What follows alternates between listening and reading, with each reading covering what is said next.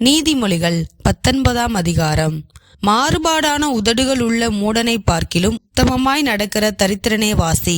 ஆத்துமா அறிவில்லாமல் இருப்பது நல்லதல்ல. கால் துரிதமானவன் தப்பி நடக்கிறான். மனுஷனுடைய மதியீனம் அவன் வழியை தாறுமாறாக்கும். என்றாலும் அவன் மனம் கர்த்தருக்கு விரோதமாக தாங்களடையும். செல்வம் அநேக சிநேகிதரை சேர்க்கும். தரித்திரனோ தன் சிநேகிதனாலும் நெகிழப்படுவான். பொய்சாட்சிக்காரன் ஆக்கினைக்கு தப்பான். பொய்களை பேசுகிறவன் தப்புவதில்லை. பிரபுவின் தயையை அநேகர் வருந்தி கேட்பார்கள். கொடை கொடுக்கிறவனுக்கு எவனும் சிநேகிதன்.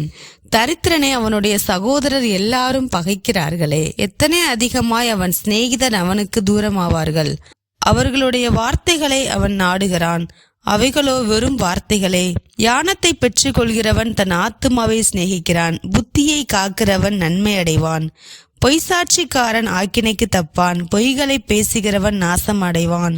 மூடனுக்கு செல்வம் தகாது. பிரபுக்களை ஆண்டு கொள்வது அடிமைக்கு எவ்வளவும் தகாது. மனுஷனுடைய விவேகம் அவன் கோபத்தை அடக்கும். குற்றத்தை மன்னிப்பது அவனுக்கு மகிமை. ராஜாவின் கோபம் சிங்கத்தின் கெர்ச்சிப்புக்கு சமானம். அவனுடைய தயை புல்லின் மேல் பெய்யும் பனி போல் இருக்கும். மூடனாகிய மகன் தன் தகப்பனுக்கு மிகுந்த துக்கம். மனைவியின் சண்டைகள் ஓயாத ஒழுக்கு. வீடும் ஆஸ்தியும் பிதாக்கள் வைக்கும் சுதந்திரம். புத்தியுள்ள மனைவியோ கர்த்தர் அருளும் ஈவு. சோம்பல் தூங்கி விழப் பண்ணும். அசதியானவன் பட்டினியாயிருப்பான். கட்டளையை காத்து கொள்கிறவன் தன் ஆத்துமாவை காக்கிறான். தன் வழிகளை அவமதிக்கிறவன் சாவான். ஏழைக்கு இறங்குகிறவன் கர்த்தருக்கு கடன் கொடுக்கிறான். அவன் கொடுத்ததை அவர் திரும்ப கொடுப்பார். நம்பிக்கை இருக்கும் மட்டும் உன் மகனை சிற்சை செய். ஆனாலும் அவனை கொல்ல உன் ஆத்துமாவை எழுப்ப ஒட்டாதே. கடுங்கோபி ஆக்கினைக்குள்ளாவான். நீ அவனை தப்புவித்தால் திரும்பவும் தப்புவிக்க வேண்டியதாய் வரும். உன் அந்நிய காலத்தில் நீ ஞானமுள்ளவனாய் இருக்கும்படி ஆலோசனையை கேட்டு புத்திமதியை ஏற்றுக்கொள். மனுஷனுடைய இருதயத்தின் எண்ணங்கள் அநேகம். ஆனாலும் கர்த்தருடைய யோசனையே நிலைநிற்கும். நன்மை செய்ய மனுஷன் கொண்டிருக்கும் ஆசையை தயை. பொய்யனை பார்க்கிலும் தரித்திரன் வாசி. கர்த்தருக்கு பயப்படுதல் ஜீவனுக்கு ஏதுவானது. அதை அடைந்தவன் திருப்தியடைந்து நிலைத்திருப்பான். தீமை அவனை அணுகாது.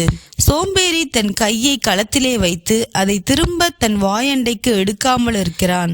பரியாசக்காரனை அடி, அப்பொழுது பேதை எச்சரிக்கப்படுவான். புத்திமானை கடிந்துகொள், அவன் அறிவுள்ளவன் ஆவான். தன் தகப்பனை கொள்ளையடித்து தன் தாயை துரத்தி விடுகிறவன் லட்சையையும் அவமானத்தையும் உண்டாக்குகிற மகன். என் மகனே, அறிவை தரும் வார்த்தைகளை விட்டு விலக செய்யும் போதகங்களை நீ கேளாதே. பேலியாளின் சாட்சிக்காரன் நியாயத்தை நிந்திக்கிறான். துன்மார்க்கனுடைய வாய் அக்கிரமத்தை விழுங்கும். பரியாசக்காரனுக்கு தண்டனைகளும் மூடனுடைய முதுகுக்கு அடிகளும் ஆயத்தமாயிருக்கிறது.